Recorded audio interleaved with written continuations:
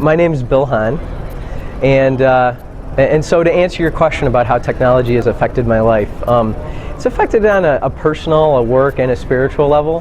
From a personal level, before technology really took off in the late 90s and 2000s, the best way for me to connect with people would be maybe on a one-to-one, face-to-face level, or if I get lucky, maybe I'd be a speaker at a conference or something like that, and speak in front of a bunch of people. But now with the social media, with the ability to set up a YouTube channel or something like that in just a few minutes, I can reach thousands of people, not just at a time, but around the world. I mean, I get emails and sometimes phone calls from people in different countries that I reach through church or through my personal or through my work,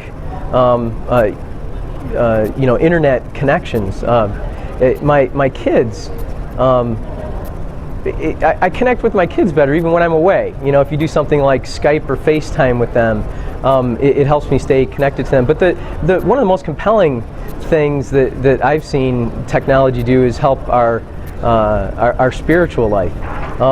We hired a new pastor who's a youth pastor and a third pastor at our church, and he's really breathed new life into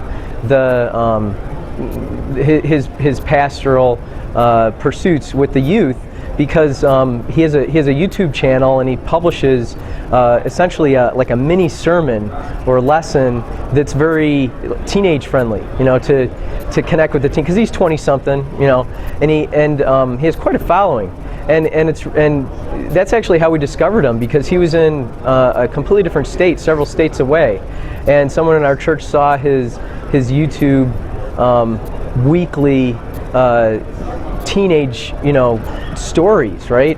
And so we invited him to our church to be a guest speaker. And 6 months to a year later, we actually called him to our church, and now we have a whole new growing youth movement at our church.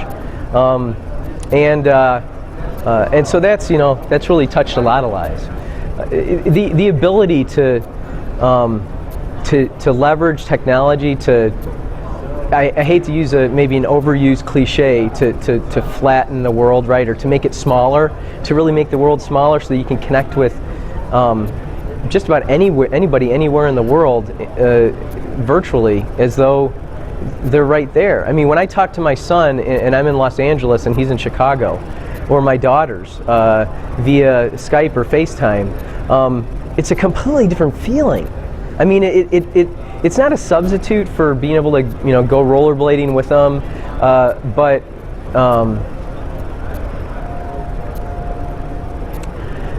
it really helps me connect with them, and it feels like you're really there. And so it's that kind of the power of technology to enable you to be more human. Really means a lot.